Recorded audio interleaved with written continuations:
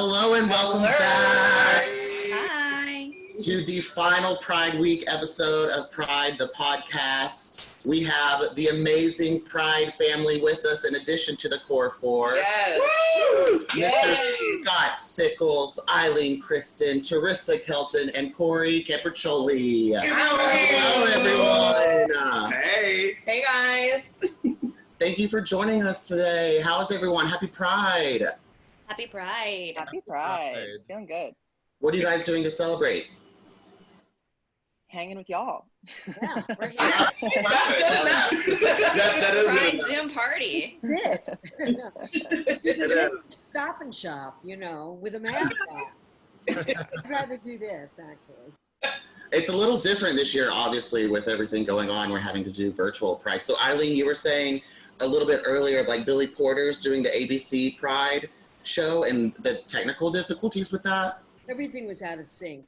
He's in this beautiful place singing, and the track is in one place, and he's singing the whole track. I think he pre-recorded everything, and it's like at least 2 or 3 seconds off. So, and he's got such an incredible voice and everything, but it looks so ridiculous when you're out of sync. And another person performed and was out of sync, and, but listen, just to even be able to do these Zoom things, I guess, is It's true. space age enough, but Yeah. That's a blessing. Corey, today I know you're taking over the Instagram for New York City. How's that been? Have you started that yet, or is that a little bit later? I'm so excited. I just filmed my intro and I sent it off to Liz, who runs the account. I'm so excited. So I did a little intro, and then I'm going to be kicking it off to different queer New Yorkers, saying what Pride means to them. Darrell, thank you for being a part of it. Keep your eyes peeled there. And then later on at 5 p.m. Eastern time, I'm going live with Ryan Jamal Swain from Pose. So I'm really excited about that. I'm nervous. I've never gone live before. Yes. It's Well, guess what, honey? You got practice. We're live right now. Yeah. There we go. We're live. Live before. Love it. Teresa, you seem like you have a little pride stuff in your background. I mean, I know that's your regular colors because you're always full of pride. What is one of your favorite Pride memories that come to mind that's not X-rated that we can talk about on it? Okay. You know what? You can tell us all the juicy details if you want to. It is Pride. Oh, good. I mean, there are several that I'm rolling through right now. I mean, I think one of the, obviously the whole experience was pretty amazing and crazy and exhausting and wild. And I sort of look at it as a whole chunk of time. It was only 2 weeks. It feels like it was a year. So much stuff happened. It was a lot. I think my funniest memory, though, and something I share with you, Darrell, is when we had to take the U-Haul to get gas, and I hit a cab. Oh God. Oh. Not So that. for those of you listening, we were filming Pride the Series Season 2. Right. And This was the nightclub scene. this is the right? nightclub scene. Darrell's So as in everyone, the scene. yeah, and I was supposed to be in the scene. I was actually, Eileen, coming back to film one of my scenes with you, where we run in and you tell me keep working on the script or whatever.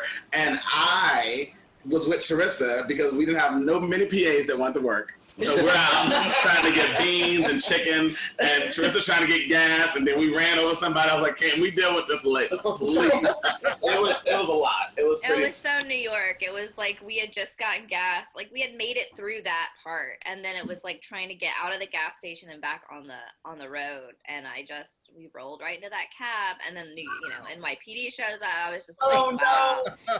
And they're calling Darrell, Darrell, we need you on set. I think overall, parking for that U-Haul was probably, in and of itself, the worst and funniest memories, because it was humorous and We did in that. retrospect. We did that. Right. When we moved to New York 10 years ago, Jesus, and we drove a U-Haul all the way from Texas. Oh, I remember. I was waiting for you at your apartment. It was already there. We didn't know where to park it, so there was a huge open space on the road, and we're like, oh, great, parking right in front of the apartment. Look at this. Lo and behold, it was the bus stop, and we didn't care. So we got a ticket the next day, and I'm just so exhausted, crying, questioning all my life. Why did I do this? Right. And so I'm just leaving it in this bus stop. I don't even care. So the bus driver was like, I don't care, and like closed the door and drove off. I'm like, sir, please help. I just moved to New York City. I didn't have that accent then. I didn't know. No, not yet. Oh. I did that. So Scott, what are you doing today to celebrate Pride indoors? I've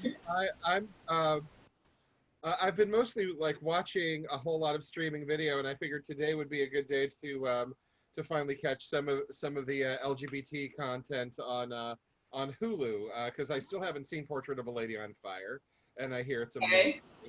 And then there's the I'm just sort of becoming aware of the Bravest Knight cartoon. Oh yeah. That TR Knight and RuPaul do the. I think they do the voices of the gay monarchs, and it's really it looks really cute. So I was going to catch up on some LGBTQ media, because I mean, what else am I going to do? Yeah. Word. Well, I think now Pride the Series season 2 is now available on Tubi TV. Yes, It is. Ooh. Amazing. It became live last week, I believe it was. So Yay. definitely go check Still that on out. Amazon Prime? Huh? Is it still on Amazon Prime too? Oh, it sure is. Oh, yeah. He's still fancy. We still that. Clicking away. Okay. Pride is Pride's favorite month because so many people go in and check it out because they're looking for Pride content.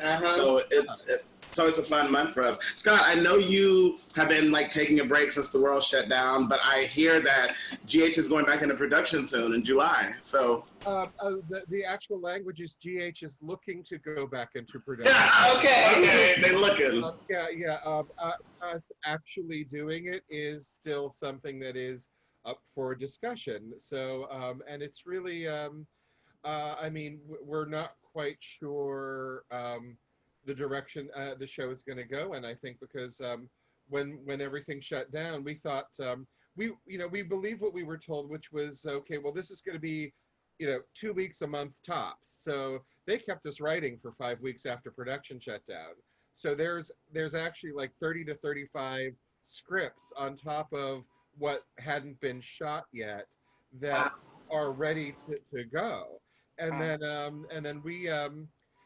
we're not sure if there's going to be anything's going to have to be adjusted, if we're going to have to change the universe of the show to more closely match the universe we live in. It's a very uncertain time, but the plan is, the optimistic thing is the plan is to come back and resume production and to do our best to pick up where we left off and roll from there. Because there was some amazing stuff that we got to write during those 5 weeks we were out of production, and I really want everyone to see it. So we'll see what happens. We want to see it too. Yeah. I'll see it through direct. Get a chance to see There it. does have to be new rules and regulations, though. Oh, there are. So yeah, that's it's good. very complicated too. Oh yeah, because we I mean I think folks there was an article that came out about Bold and the Beautiful and what they were doing when they were going back into production, and I think they were going to try some I mean not just with camera angles but like shooting somewhat slightly more point of view, where if someone was going to come in for people were kind of come in for a kiss that would be sort of like to camera. And they were also going to, if I'm recalling the article correctly, use inflatable persons, we'll call them, and body doubles. And I was like, aren't body doubles dangerous? But I think the idea was to sort of use the real life partners of the actors in the love scene so that they could actually get close. So it would be. Oh, and they're already together too. Yeah, they're already together. Yeah. So there's no risk there of infection. It's just that not everyone has a partner. Not everyone has a partner that looks like their love interest on screen from behind. So yeah, so But it was, I mean, I think the innovative thinking behind it, because it was a zany idea, and I think it's easy to sort of make light of it, and because it's sort of silly, but it's great in the way that they're thinking outside the box, and we have no idea. I have no idea what we're going to be doing in Port Charles, but I'm sure it's going to be innovative. So yeah, it's crazy. Yeah. So Sure. that's that. I got nothing more right now. And a hush falls over the And a audience. hush falls over it. Yes, yeah. I think they're having. Are they having difficulties? having a story okay. conference right I now? see We're scrambling. having some ABC tech difficulties here as well. And we're back. Are you And back? we're back. Okay. It wouldn't be Pride the series without a problem. Here we are. Okay, well, I can't wait to see you react to what I said when you finally get to hear it.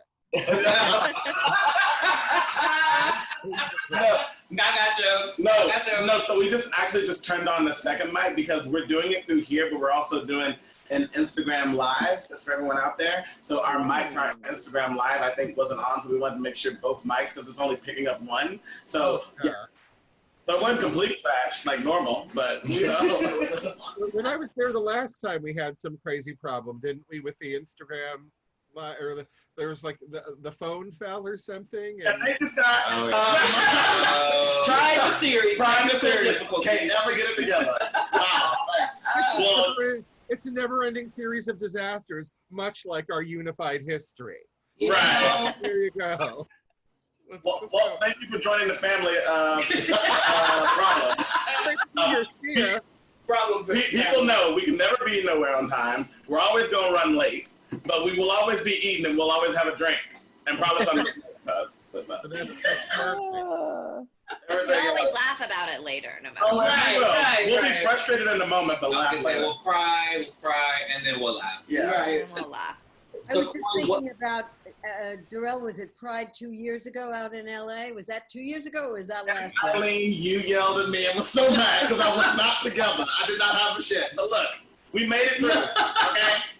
That was crazy. That was crazy. We worked LA Pride, as everyone probably out there know, and LA Pride didn't have it together, to be honest. No. And they had no service on the ground, so we had Eileen, Tony Head, Scott Turner Schofield, a lot of people joined us for, this march. We were taking over social media, but with no service, I was unable to get in touch with Eileen or anybody. So when I saw Eileen, baby, she was anyone knows, Eileen's very short, but she got some energy. And she was out there, she was like, what the fuck? And I said, Eileen, please. She was like, no, fuck this. What are you doing? And I know it was hot as shit. And you were just dripping sweat. You were like, what? And so many gays in West Hollywood was like, they were like, Roxy Delia. You were like, I don't care about that. Where is the girl? Roxy Delia is hot. It was so fun. It was funny. See, we laugh about it now. Then I was in tears. But What's the name of that place? Remember, I just went to go see my friend Donnie. I veered off the parade track, which was the biggest mistake I ever made in my life. Yeah. Should have never done it. Right? Yeah, we were like. Because the description of where you told me to go wasn't anything, like it was. It was supposed to be right. It was supposed to be. So I'm just wandering around. Like, Yeah, it was like everyone kept getting lost and we were trying to have meetings for social media. They tried to call us into a meeting because, again, LA Pride, they love them to death. They're so great, but they didn't prep because this was their, I think, first year really having people take over like their social media. So the meeting was not only the day of, but a few minutes before. So everybody was like, wait, what? And then their technology wasn't working. Everybody was sweating. No one's phone worked like that. They couldn't get a hold of you, and then we couldn't find you after you left. And it was just like, I mean, it's a testament to how much that the LA Pride has grown. Like they had so many people there, and it was so like, there were so many people. It was just like, whoa. Mm-hmm. And I wouldn't have cared except that I had to get to the airport. Yes, you had to get to the airport. So then Eileen and I had the airport in Burbank. And, since we left the car by the place that you were renting, I didn't even know if I was going to be able to get, an Uber back there. It was just really It's crazy. Just Yeah. Chaos. Chaos. Chaos. Where we Chaos, thrive. Haney, chaos. Corey. Pride, the it's chaos. nice and this is nice and chill compared to Right. We kind of got it together on this. I'm waiting for the other shoe to drop though, because you know No, what? we got Zoom on lock. We Okay. do got Zoom a lot. Corey, what is it like your favorite memory of joining Pride besides being killed off and brought back in a ridiculous storyline? Oh gosh, I remember just shooting. There was such a sense of community, and especially we were outside of New York. And I think kind of like anytime like a group of people leaves New York, like collectively, and like has a moment outside of the city to like reflect and create art, I think it just really brings people together in like a really, really beautiful way. And it's just so nice to like have kept up with you all through the years and like seen how we've all grown and things that we've all accomplished. And I'm just so honored to be part of the Pride family, truly. Oh, Corey. See, all that messing up. Even when Corey was killed off, he was still like, because he died in season 1. Spoiler alert! If you ain't seen it, too late. It's 2014. So Corey died in season 1. Then through a ridiculous storyline, I said it was all fake. I'm bringing him back. So I did. And I was thrilled. I was like, I'm ready to come back. it was so good. It was so much fun. Also, that death scene was really fun to shoot. Yeah. It was fun. So like we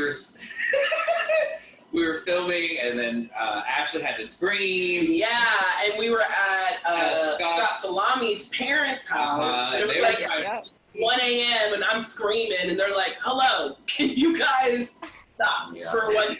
We're trying to." Can you guys Oh my shut the fuck up? Every location we've been in, except for my house, Right. where most of our scenes are shot. Honestly, I can't think of one location where we didn't piss somebody off. Yeah. It Yeah. happened. Every location we showed up, we were like, we're only here for like an hour because we didn't know nothing about filming. 10 hours later, they're like, are you serious? Even Darren and Paul's. I was pretty cool when we shot in my. I was about to say, you Actually, yeah. You were. Yeah, you were. You actually, it was your place and then Braden's place, unless he has a feeling that I don't know about, was honestly really good. Like, that was good. Well, there was points, because I also have a 9 to 5, so there were points when we were filming that I didn't sleep for 3 days. Yeah. Because I'd go to work, come and shoot all night, go back home, get ready for work, do it all over again. Yeah, me too. The price you pay to be fabulous. But season 2 looked good. It looked real good. It looked good. Thank y'all for all of y'all. Yes. Y'all's hard work at that bar. We were at a bar until, also we pissed them off, so we can't go back. Because they did say y'all were supposed to leave at like 4 or 3, something ridiculous. Anyway, one morning we didn't leave till daylight. And they were like, we literally about to open in 2 hours and this place is a mess. What y'all doing? So yeah, we can't go back there. Chicken, rice, and beans everywhere. We did. We had chicken, rice, and beans, water, like Big Red, not Big Red. I wish Big Red. I wish Big Red. What's that energy drink? Red Bull. Red Bull. It gives you wings. And fly the hell out of here. But Scott, you have some fun things. Tell our audience some fun things that obviously the world's going to change, but the basics of it is going to stay the same, of things you want to do with Pride as this moving forward. Maybe not storyline-wise, the things you want to do that you saw in season 1 and 2 that you want to keep going. It's been a while since I looked at it. Yeah. But first thing I wanted to say was, I guess Corey is off video, but nice meeting you, Corey and I have never met, so. Oh my God! Scott Corey, he writing the words that's gonna come out of everybody's mouth. I just had to check something real quick. That the episode that where everybody goes out of town and does shrooms is possibly, it's one of, if not my very favorite of these episodes, and of course it's sadly the episode where you die gruesomely.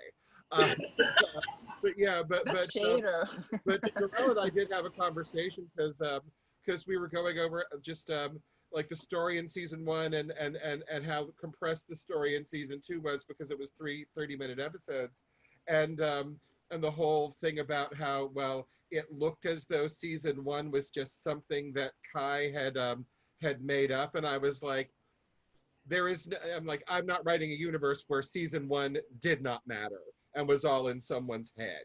So I think, those things had to matter. And if we had to choose between which season was more imaginary, then it would be two. But there were elements of both seasons that we wanted to hook onto. So we have some crazy stuff, I think, with each of the characters. We have plans sort of sketched out.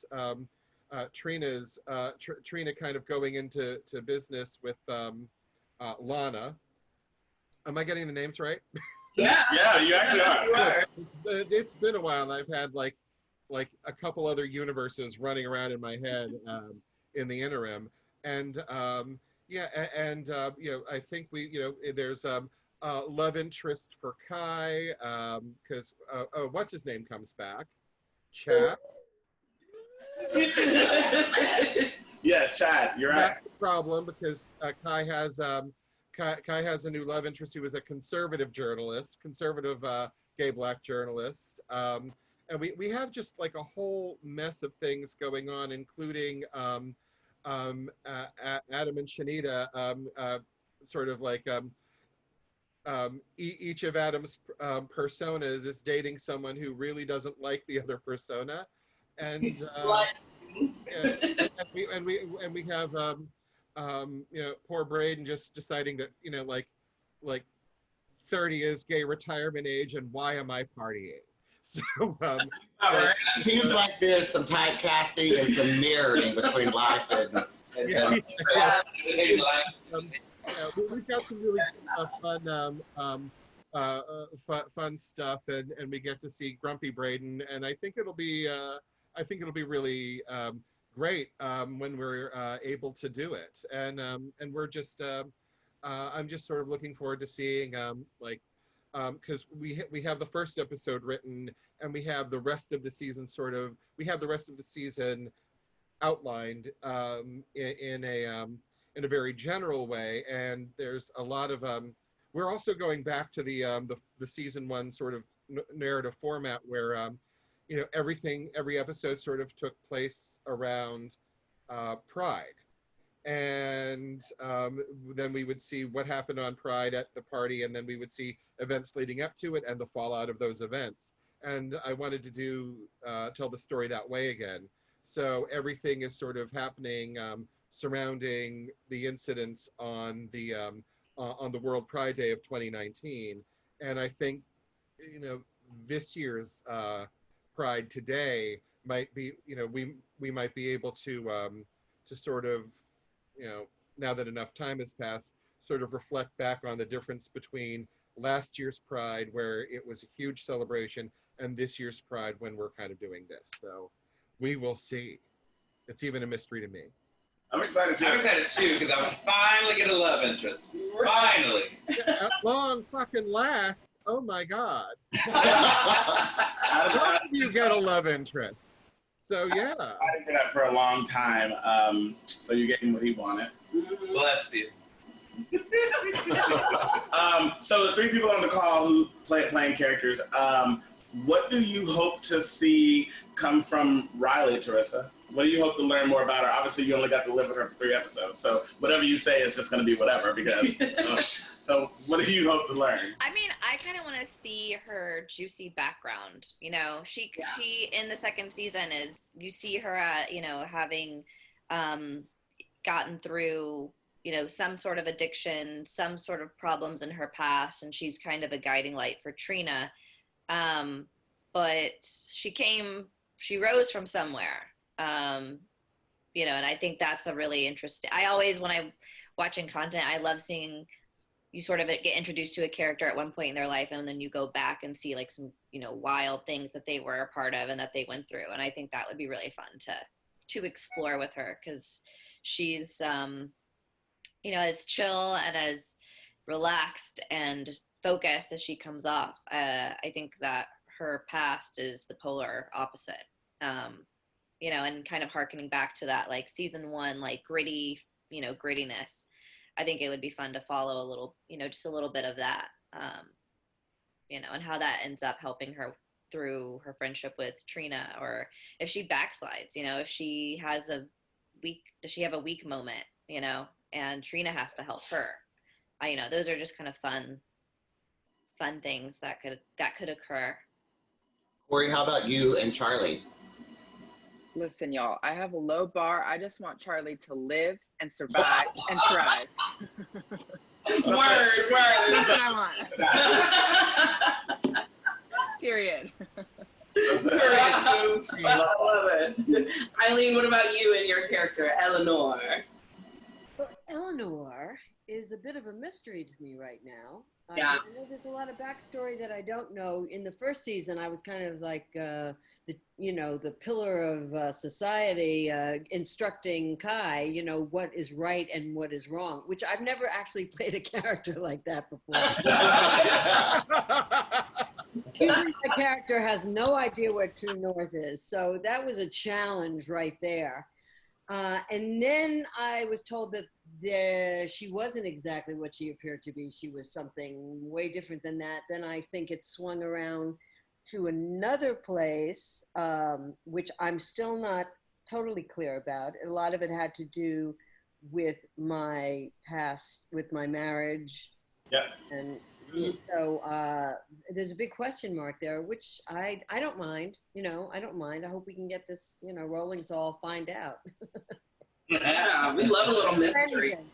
I'm I up have to say, for anything, I have to say, because I started at One Life to Live in early 2009, so I've had the joy of writing for Eileen Kristen off and on for over 10 years. Okay. And so, how fun is that? And what I loved about Eleanor is that she was so different from Roxy and from Delia, and like from the General Hospital Delia and the Ryan's Hope Delia that you see on YouTube. So, and she's a much more sort of grounded presence. So it's sort of a grounded fierceness as opposed to the sort of Tasmanian devils that you've been playing. And I think that what we're looking forward to is, because what was funny is that you had one really amazing scene in season 1 that sort of established who this character was. And then in season 2, it was sort of like every single plot line was somehow connected to your character,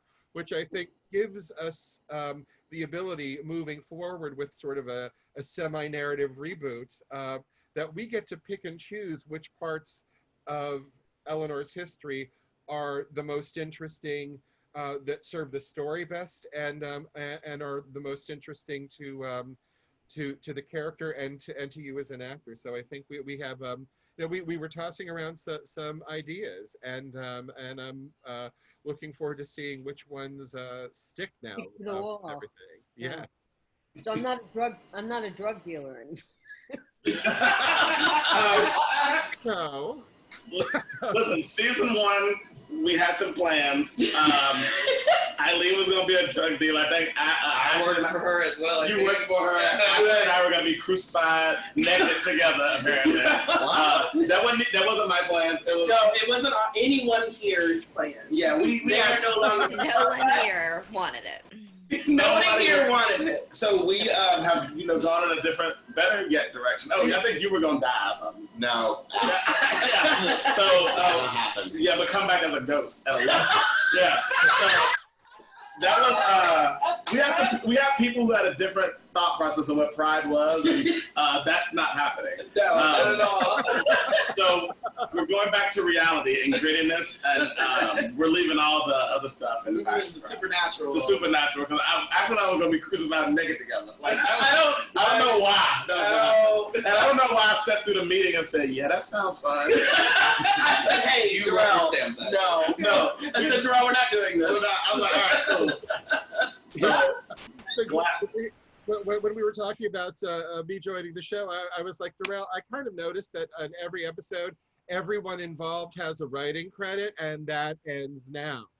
We'll start writing the show. Yeah. There's going to be 2 of us. I was like, thank you. Yeah, thank you. Thank you. I'm so tired. Yeah. You watch our credits, it's so funny. It's like, written by everybody. Everybody. Costume, everybody. I wrote 2 words and I got stuck. Here, Darrell. Like, and you could tell. You could tell. So yeah, it was great to focus it, and yeah, I think we see Eleanor as as a sophisticated, grounded woman with some really big yet realistic problems that don't involve the drug trade. So Yes. yay. More crucifixions. Yeah. No crucifixions, no drugs. I was very naive when you first mentioned crucifixions. I thought you meant figuratively. But Oh no! It was actually Literally. maybe we can sell that script to make some money somehow because it's out. Everybody will buy it. And I don't see. I mean, I don't know if this part we were actually talking about though. Like, can we bring him back as a twin? It's like we love to have twins, and you know, my love of soaps is so strong, but the grounded in reality that Pride has, and that we're going in that direction, is definitely where we want to be. Like you can have drama. Every soap operas are in every television show you watch, even if it's like a 30-minute comedy show. Like soaps is ingrained because the storylines are there. So I realized that I don't have to be over the top and melodramatic to create a soap opera, because soap operas live in all of us. You're here. And what I explain to people about soap writing, it's just you have to take events that would never ever happen, even by accident, and write them as though they could happen on any given Tuesday. So it's just, it doesn't matter how over the top or melodramatic it is. And I think the stories we're planning, while some of them, especially some of the stuff with Braden's character and his fiance Harrison, there's some drama. And we sort of reimagined the evil ultra conservative Christian mother. And Braden's character will be unconscious for a little bit, but you know, hey. But you Good, know, I don't have to memorize lines. But you know, in real life, it's just important to remember that people have twins. People don't have clones. So as long as we can do twin and avoid clone or ghost, That's true. As long as we and you know, Clyde's favorite thing is everyone's coming back from out of town. Everybody's coming from We're out always of like, town. so and so is back from so out and of so. town. Yeah. So and so is in town. In town. Comes to What a town. coincidence. I did not know they were in this large town. Well, before we go and close out, it's been so great hanging with the cast of Pride. The world has changed very greatly with Black Lives Matter and that fight going on right now, along with, you know, for us, Pride and what celebrating the LGBT culture. So what do you hope after, and also we're fighting the virus, and I think there's killer hornets, I think there's some alligators eating people, I think aliens are up next. Oh, Asteroids is coming December 21st, so cool. Aliens and Nazis. Yeah. So with that said, I'm gonna go one by one. Start with you, Corey. What do you hope that everything that's happened since January, where do you hope to see the world change? Like, what do you hope comes out of all of this? Well, I think Pride right now is a great opportunity for us as a community to reflect our history. You know, a lot of people outside of the queer community don't really know that Stonewall was an uprising against police brutality, and it was led by Black and brown, trans and gender nonconforming people. And like, I know that personally, like, I wouldn't have the rights that I have today had it not been for Black folks raising their voice and really fighting. And so I think like right now with this Pride, like it is our responsibility as a queer community to really, you know, fight for Black folks and really like proudly affirm that Black lives matter. And that's how, you know, that's what Pride means to me, this Pride. Love it. Beautiful. Lovely. Teresa. Yeah, I think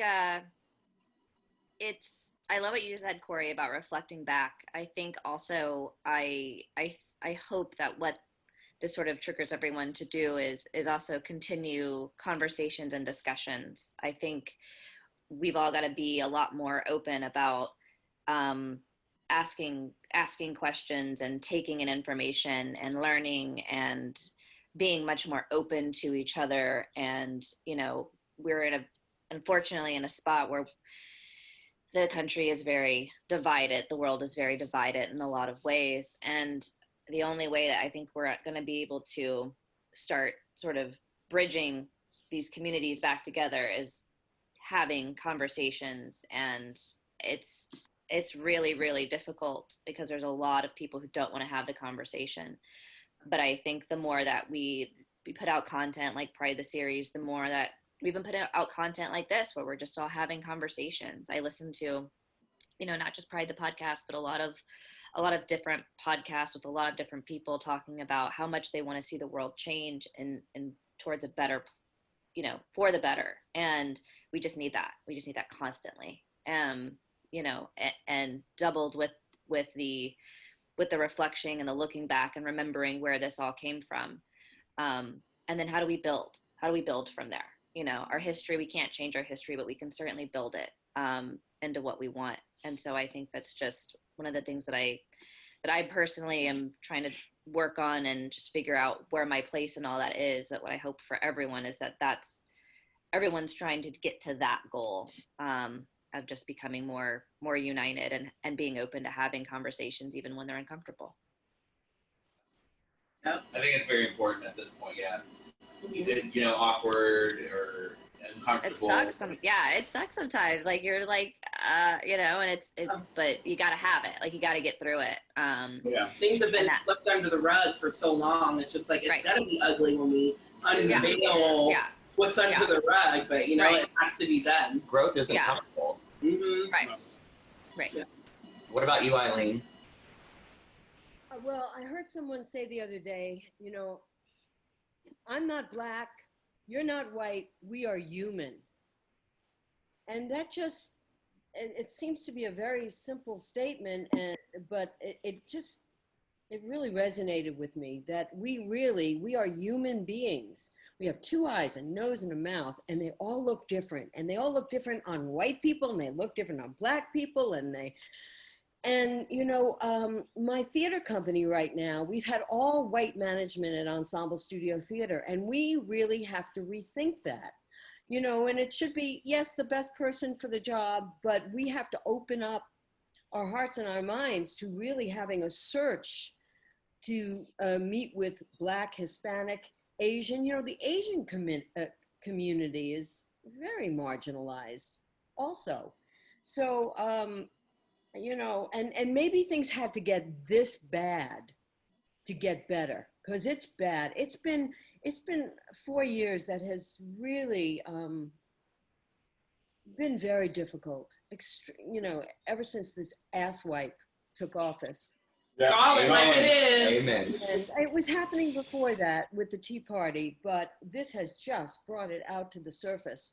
And it's a scorched landscape that we really either need to just knock down or, sand and rebuild on. And I'm hoping that we can do it. It's not going to be easy, but we're humans. Yeah. To start treating each other like we're human beings. And what you're feeling, what I've been able to do as a human being my whole life is to try to be compassionate and feel what other people feel. Always. I see people coming down the street and I try to take on whatever their, mission in life is and whatever their struggles are. I try to feel that as I'm passing them in the street.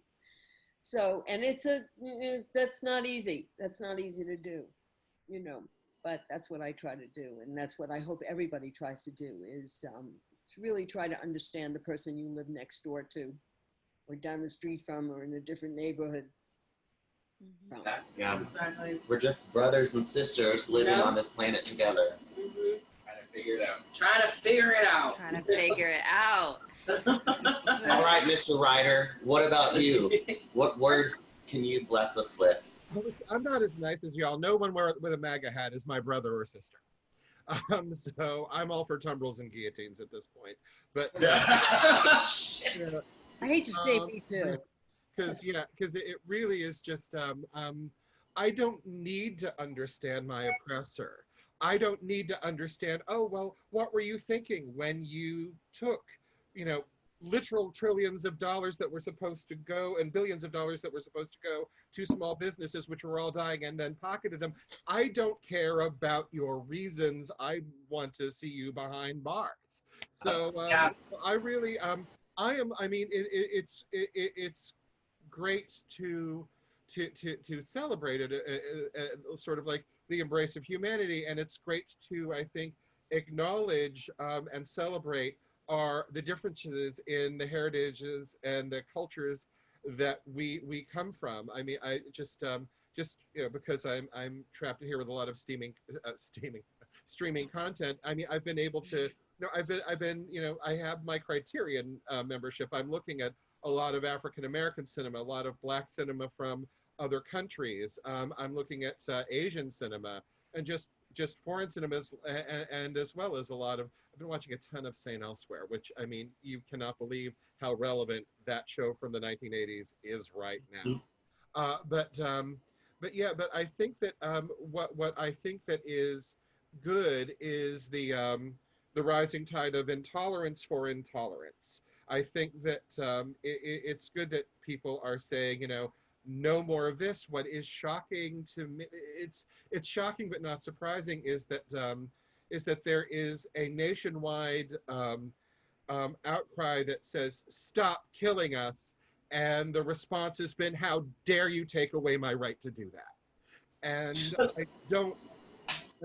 we don't have to put up with that anymore. We never should have in the first place. And yeah, it's reached a point where, I hope that the momentum that is happening, that it's the saying that this is a movement, not a moment. I hope that movement continues, and it's very frustrating because I have so many I'm in so many COVID high risk groups that I don't go to the store. I don't go out during the day when people are around. So it's one feels a little cowardly and a little frustrated to watch everyone protesting when you're stuck in your room.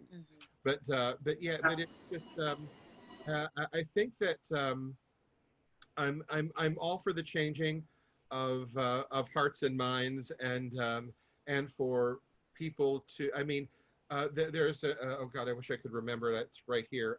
There's a great organization that is about that's made up of former white supremacists, and it's about people who used to be Klansmen and Nazis and neo-Nazis, and how they have changed, that they have actually broadened their perspective and saw the world. And I'm hoping that people can open their hearts and open their eyes and open their minds to actually see the world around them, because I think a lot of times, like, homophobes are homophobic partially because they've never met a gay person. Racists are often, I think, racist because they have never had a good conversation or sat down with someone who was not of their race. I mean, because I'm half Korean and half German, and it's interesting growing up in a house where my mother is not white and my father is a racist, and it's just a really odd dynamic. But I'm not saying my mother wasn't a racist either. She just happened to be Korean. But yeah, so there's a lot of that, and there's a lot of there's so much prejudice, and I think that if we actually bothered to learn what we were each all about, as opposed to just making assumptions and resting on them, the world would just be a better place. And in the meantime, tumbrils and guillotines for the people who are stealing our lives. So yeah, amen to that. Amen. Love that. Yeah. Well, this was so much fun. To end on a positive note. That's right. No, and I think that Pride, the series, like, we can address all these issues that are happening in the world right now, and we have this platform, and we are definitely trying to use it to spread awareness, spread knowledge and education and love, and unity, and trying to talk to people from all different waves of life, and I just feel like we're so diverse, and it's such a beautiful thing, and I can't wait for us to keep moving forward with everything. Absolutely. Yeah. there was a song when I was growing up, and it was called "I Want to Live in a Friendly World." Does anyone know that song? So when I want to live in a friendly world, that's kind to folks like me. If I run short of a cup of milk and my next door neighbor's in, I want to know that he won't say no to the color of my skin, or the place I worship in, or the town from which I came, or my great-grandfather's name. And it was something that really kind of guided my life. That and the Davy and Goliath. It was like I think the Lutheran brothers put on that show, but it taught me at least how to be kind to. Lying is bad, Davy. You know that. They're just know about Davy. Special appearance by Gary Donatelli. We love you, Gary. Gary. That's Anyway. beautiful. I'm so glad that this podcast didn't end without Eileen singing. I'm just I love it. I love to see it. I love to hear it. I love it. And you can check out her album on iTunes. On iTunes. Yeah, it's called "I'm Not Done with You Yet." Yeah. And she meant that for live, and she also meant that for privacy. She ain't done with us yet. never. I love it. Thank you guys so much. Just from me to all of you, I am fortunate for all of you. You all came into this crazy world I created in 2013, and y'all have helped it blossom, and we are still here, and y'all are still doing it. It is a lot of years later, and y'all are still doing it. So from the bottom of my heart, I love each and every one of you, and thank you for being a part of this. Very Yeah. proud of you. Very, very Love proud. you Here we guys. go. I want to wish Darrell a very happy birthday. Happy birthday. Happy birthday to you. You. Happy birthday to you. Happy birthday, dear Darrell. Happy birthday to you. I love you all. Thank you. Thank you. Happy Pride. Love you all.